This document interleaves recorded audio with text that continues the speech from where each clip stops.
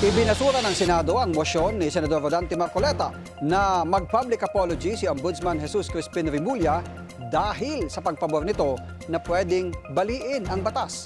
Depensa ni Senador Sherwin Gatchalian, figure of speech lamang ito. Si Hannah T. sa Politico Update. Hindi nakalusot ang mosyon ni Senador Rodante Marcoleta na pagpaliwanagin si Ombudsman Jesus Crispin Remulla tungkol sa pagsang-ayon niya sa kontrobersyal na pahayag ni Senator Erwin Tulfo na sometimes you have to bend the law.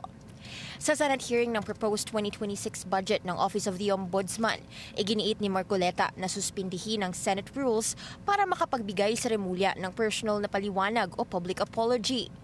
Pero ayon kay budget sponsor Senator Win Gatchalian, figure of speech lamang ang binitawan ni Remulla sa naturang pagdinig nung siya pa ang kalihim ng Department of Justice. Ang prinsipyo po ng ating bagong ombudsman is to follow the law and uphold the law. Dahil naniniwala siya na ang rule of law is supreme, Mr. President.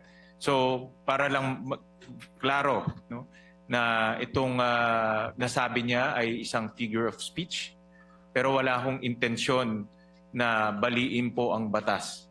Dahil ang kanyang intensyon ay ipatupad ng batas ng may integridad at may katarungan. Ayon naman kay Deputy Majority Leader Risa Ontiveros, bihira umanong payagan ang ganitong mosyon lalo na't budget deliberations. Kinumpirma din ni Senate President Vicente Soto III na hindi tatanggapin ng chamber ang nasabing mosyon. Hannah T. Billionario News Channel.